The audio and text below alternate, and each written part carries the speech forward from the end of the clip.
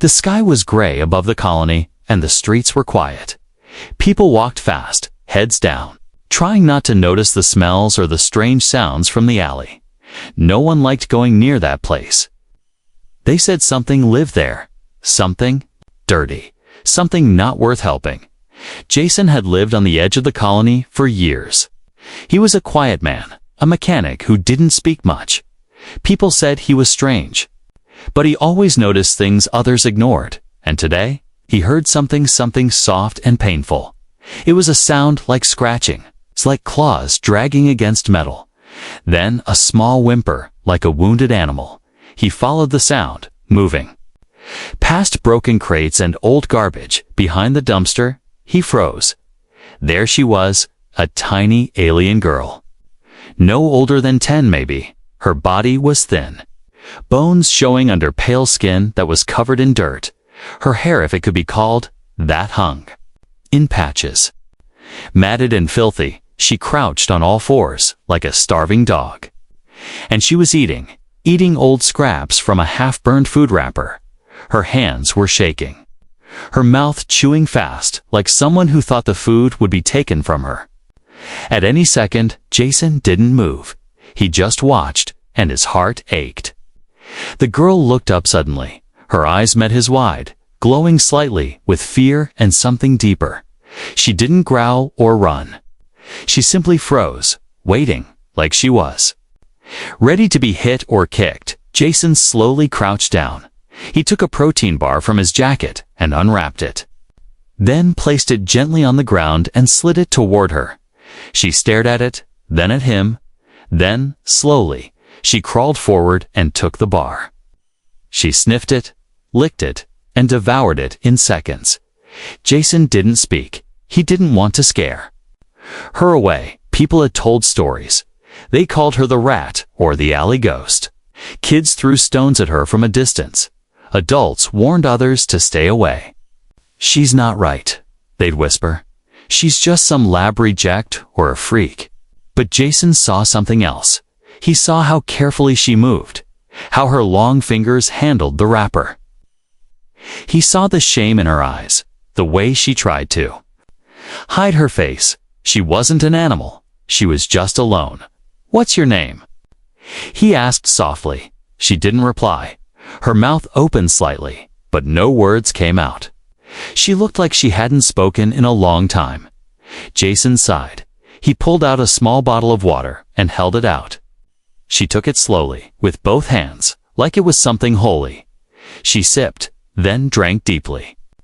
Water ran down her chin, but she didn't care.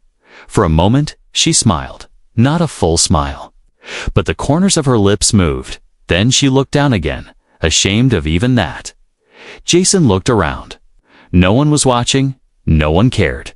He reached into his bag and pulled out a blanket. Without a word, he placed it beside her, then stood up and walked back slowly. But before he turned the corner, he looked back. The girl had curled into the blanket, clutching the empty wrapper like it was treasure. She didn't look like a monster. She didn't look like trash. She looked like a child, a forgotten child, thrown away by a cruel world. And Jason knew in that moment. He couldn't leave her like this. He had seen too much. She wasn't a rat. She wasn't a ghost. She wasn't a dog. She was something more, and maybe she was a princess. Lost in the dirt, Jason didn't sleep that night. He kept thinking about the alien girl, the way she held that empty wrapper like it was the most precious thing in the world. He couldn't stop seeing her eyes, those scared, glowing eyes that had seen too much. The next morning, before the sun rose, Jason walked back to the alley. He wasn't sure if she would still be there, but she was, curled in the same spot. Under the blanket he had left, shivering, her tiny fingers wrapped around her knees. Trying to stay warm, she didn't run when she saw him. She just stared, silent, waiting.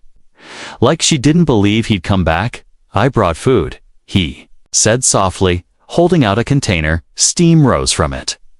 Carrying the smell of warm broth and cooked rice, the girl sniffed the air, her stomach growling loudly. Jason sat on the ground, opened the container, and offered her a spoon. She didn't know how to use it. Instead, she leaned forward and licked the broth like a puppy. Jason didn't laugh. He didn't judge. He just placed the spoon gently into her hand and guided it to her mouth. She followed his movement and slowly began to eat like a person, not a creature. After she finished, Jason stood up and said, "Come on, let's go." She looked confused. He pointed down the alley, then at himself, and smiled. "You can stay with me," he said. At first, she didn't move. Then slowly, carefully, she stood up, still shaking, and followed him. Her legs were thin, almost too weak to walk, but she followed, step by step. Jason lived in a small, quiet corner of the colony. His house wasn't fancy, just a one-room flat above his workshop. When he opened the door, the warm air rushed out and the girl paused. She looked around like it was a trap. Then, after a long breath, she stepped inside. Jason gave her his bed. He made a nest of blankets for himself near the door. He gave her warm water to bathe in, soft clothes to wear, and clean socks for her feet. She sat there, staring at everything, unsure what to do. He handed her a towel and stepped out to give her privacy. But she didn't change. She just wrapped herself in the towel and sat silently. That evening, Jason walked into town to buy more supplies, food, medicine, extra clothes, but the shopkeeper gave him a strange look. "You don't live with anyone," the man said, frowning. Jason kept his mouth shut. But rumors traveled fast in small colonies, and by the time he returned home, his neighbors were whispering behind doors. The next morning, there was a loud knock on his door. Jason opened it to find 2 security officers standing outside.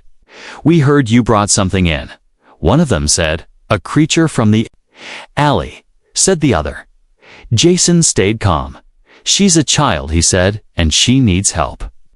The guards laughed. "That's not a child," one muttered. "It's garbage." Before Jason could respond, a small sound came from behind him. The girl had stepped into view, dressed in a clean shirt, her face still damp from the bath. She held Jason's shirt sleeve tightly, hiding behind him like a frightened animal, but her eyes peeked out. And the guards saw them, those glowing royal eyes. They paused. Something in their expression changed. But it didn't stop them from warning him. "If anything happens, say anything, we're coming back." Jason shut the door, locking it firmly. He looked down at the girl. "Don't be scared," he said gently. "I won't let them take you." Later that night, she surprised him. She spoke one word in a soft, broken voice. "Safe." Jason smiled and nodded. "Yes," he said, "you're safe here." That was the first time she touched him willingly. Her small hand reached out and rested on his wrist. Her touch was light, like she didn't believe she was allowed to, but it was enough to know she was beginning to trust. He didn't know who she really was or why she had ended up in the trash. But one thing was clear. She had been alone for a long time, and now she wasn't alone anymore. The days passed slowly but gently. Jason didn't ask too many questions, and the girl didn't say much, but she watched everything, her eyes always studying, quiet but alert. She followed Jason around his workshop during the day. She sat in a corner, hugging her knees, while he repaired broken machines and hover bikes. Sometimes he'd hand her a small tool, and she'd surprise him. She knew how to hold it correctly. She didn't need teaching, she just needed trust. He began leaving little things for her: a clean comb, a soft blanket, a warm drink at night. And slowly, she accepted them. One evening, as Jason worked late, fixing a power core, she sat beside him on the floor, without a word. She picked up a screwdriver and tightened a bolt that was loose. Jason looked at her and smiled. "You're clever," he said. She lowered her head, but a tiny smile tugged at her lips. That night, something happened. Jason had left the heater on, and the air was warm. The girl sat on the bed and pulled her shirt aside, scratching her back.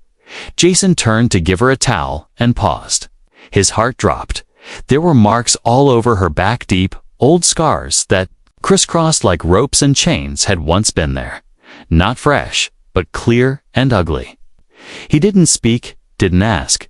He just handed her the towel and looked away. But she had seen his face. She saw that he wasn't angry or scared. He was sad, sad for her, not because of her. She sat in silence for a long time. Then, softly, barely above a whisper, she said, "They, tied me, for many moons." Jason froze. It was the first full sentence she had spoken. He turned back to her slowly. "They?" he asked gently. She nodded, her voice shaking. "Big ones. Red eyes, said I was." "Nothing." Jason knelt in front of her. "You're?" "Not nothing," he said firmly. "You're someone." She looked at him, her lip trembling. He asked, "Do you have a name?" She was silent. Then, slowly, she touched her chest with a shaking hand. "Thera," she whispered. Jason repeated it softly. "Thera." It sounded beautiful, powerful.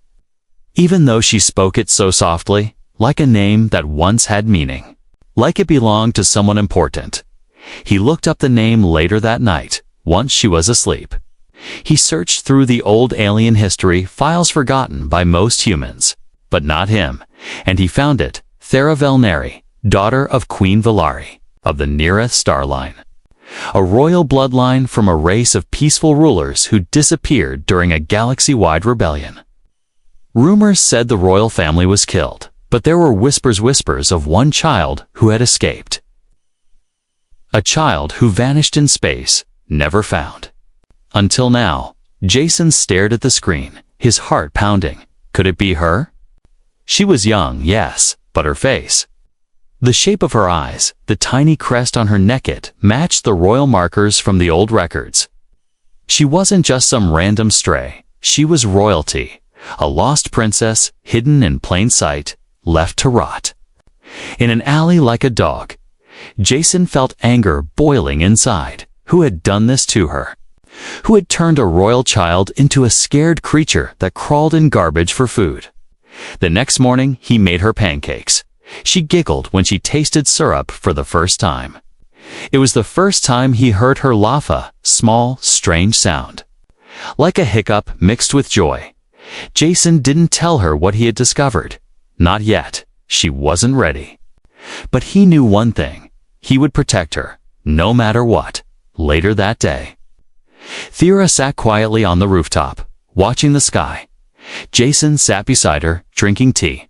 She turned to him and said, "Why, help me?" Jason thought for a moment, then replied, "Because when I saw you, I didn't see a creature, I saw someone worth saving." Thera didn't reply, but she moved closer, resting her small hand on his arm, and for the first time, Jason felt like she trusted him completely. The scars on her back may never fade, but a new life was starting, one step at a time, and soon. The galaxy would remember the name Thera again because someone finally saw her for who she truly was. Not an animal, not trash, but a princess. Asterisk, the colony streets looked the same. Busy in the day, quiet at night, but Jason could feel it something had changed. The wind felt colder, the people seemed more watchful, and the silence wasn't normal anymore. Jason had learned to trust his instincts. He was a mechanic, yes, but once long ago he was a soldier. He knew when danger was near, and now it was getting closer. He kept Thera inside the house. She didn't complain. She trusted him now, but he noticed how she paced by the window, her eyes scanning the sky every few minutes. One night, Jason stepped outside to lock up the shop, and he saw it, a ship, dark gray, hovering above the far hills. Not a transport ship, not cargo. This one was silent, fast, and almost invisible, a hunter's ship. He knew the type. He had fought against them years ago. That night, he didn't sleep. Instead, he sat by the door, a blaster in his lap, Waiting the next morning, a merchant came by. He leaned close and whispered, "Strangers asking questions." Jason. Tall ones, red eyes. Said they're looking for a girl. Jason's blood ran cold. He nodded, thanked the man, and went back inside. Thera was sitting at the table, drawing on scrap paper with a dull pencil. She looked up, sensing the fear on his face. "They're here, aren't they?" she said quietly. Jason was stunned. "How do you know?" She looked down, her voice barely a whisper. "I feel them, like shadows in my blood." Jason sat down across from her. "Thera, who are they?" She closed her eyes. "Hunters," she said. "The ones who burned my mother's palace. Who took my sisters." Jason didn't speak. She continued. "They want to erase the royal blood. All of it." Jason stood and grabbed a scanner from his shelf. He turned on the defense grid for the building, a backup he hadn't used in years. Small energy barriers around the windows and doors lit up blue. They wouldn't stop a full military attack, but they'd slow intruders down. "I won't let them take you," he said firmly. That afternoon, Jason heard a knock, a soft one, not from the front door, from the back. He approached carefully, weapon ready, when he opened it. A young boy stood there, covered in dust, holding a small box. "Message for Jason," he said, handing the box and running off. Jason opened it. Inside was a small screen. It flickered to life and showed a face, cold, sharp eyes, glowing red. "We know what you hide," the alien voice said. "She belongs to us. Return her, or this colony will burn." The screen went dark. Jason threw it into the corner, where it sparked and shattered. He turned to Thera. "We need to get out of here," he said. But Thera stood still. "No," she said, her voice calm. "They'll follow us, kill others. You saved me, Jason, but now I need to protect you." Jason stared at her. In her eyes, he saw something new. Not just fear or sadness. He saw courage. She wasn't just a child anymore. She was remembering who she was. That evening, Jason opened a hidden compartment in the floor. Inside were 2 old combat suits, some energy weapons, and a holomap. He hadn't touched them in years, but tonight they would be needed. He handed a small communicator to Thera. "You press this if you're in danger, and I'll come running." Thera nodded, slipping it into her shirt. Then she looked up and asked, "Why are you risking everything? For me?" Jason didn't answer right away. Then he said, "Because when I found you, you were alone. But when I looked into your eyes, I didn't see a stranger. I saw someone who deserved to live." Thera blinked slowly. "I saw you," he continued. Before anyone else did, she touched his hand. And for a long moment, they said nothing. Just sat in the quiet, both knowing. The storm was coming, but they would face it together. A human and a forgotten alien princess. No longer weak, no longer hiding, and someone was about to regret ever chasing her. For the next 7 days, Jason changed his life completely. He closed the workshop, shut off outside communication, and sealed every door in his small house. The world outside could wait. Inside, he had something more important to do. He had to prepare her, because the people coming for Thera wouldn't give up. Each morning began with simple training. Jason started with movements, light footwork, defense stances, how to keep balance even with small size. First, Thera struggled. Her body was still weak from hunger and trauma. She fell often, but each time she got back up, stronger than before. "You're not broken," Jason said one morning. "You're rebuilding." Thera looked at him with wide eyes, then gave a small nod. She didn't speak much, but her eyes were beginning to glow with something new. Confidence. Afternoons were for learning. Jason showed her old maps, taught her how to read human symbols, operate basic tech tools, and recognize warning signals.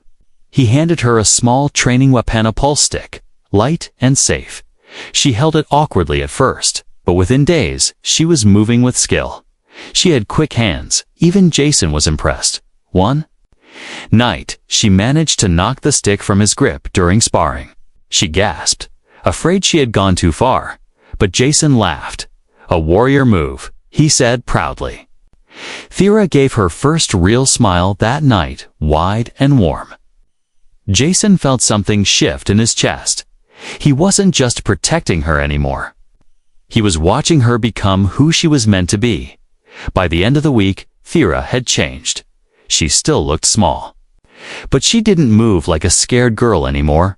She stood taller. Her steps had strength. Her eyes watched everything like a silent guardian. One morning, Jason opened a box he had kept hidden for years. Inside was an old robe, torn, faded, but embroidered with fine alien symbols. It had been recovered from a wreck years ago, believed to belong to the Neareth royal family. Jason held it out to her.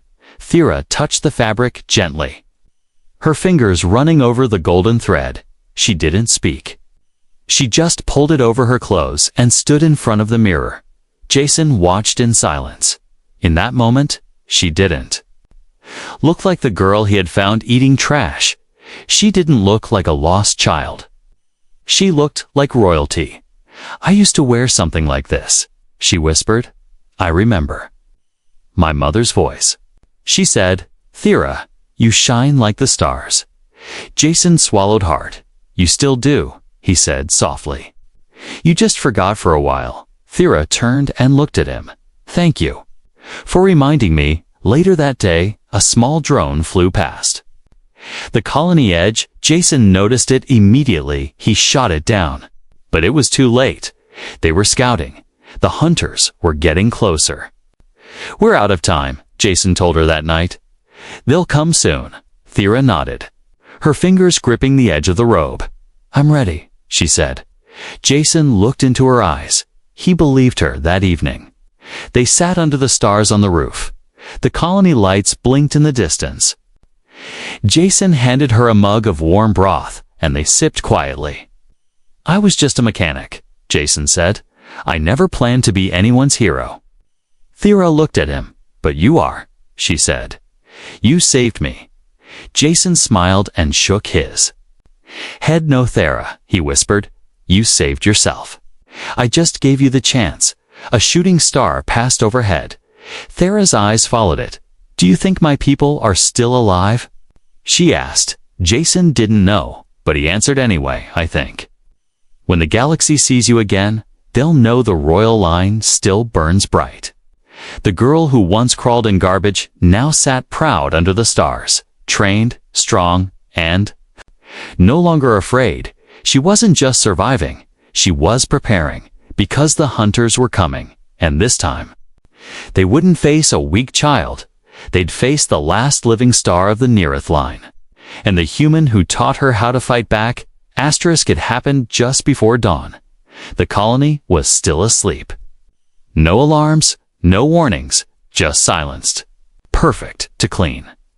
Jason sat by the window with a cup of coffee. He hadn't slept. Something in the air felt wrong. Too still, too quiet, even the birds weren't chirping. Then came the hum, low and steady. It vibrated through the floor. Jason stood fast. Grabbing his blaster, he rushed to Thera's room. She was already awake, fully dressed. "I feel them," she whispered, her voice calm but serious. "There." "Here," Jason nodded. "Stay close to me." Outside, shadows moved quickly.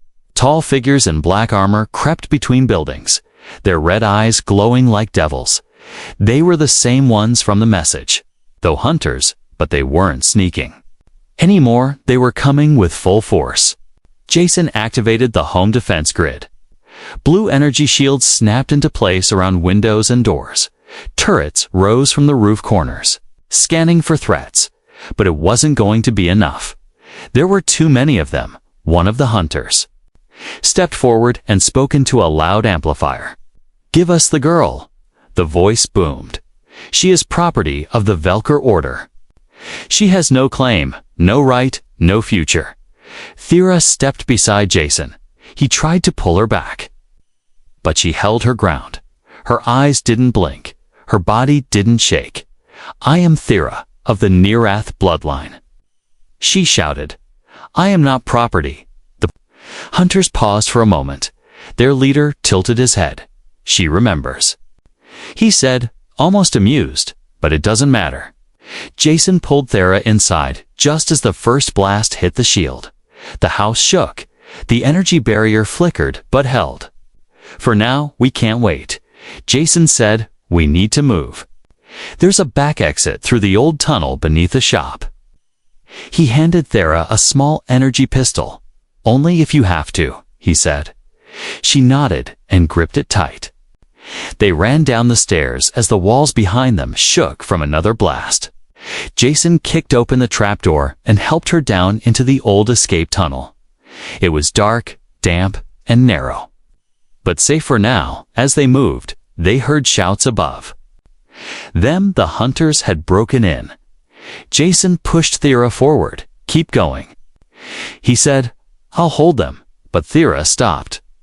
"No," she said firmly. "We end this here." Jason was about to argue when the ground above them exploded. Dust and fire filled the tunnel. A hunter dropped through the broken ceiling tall. Armored, armed.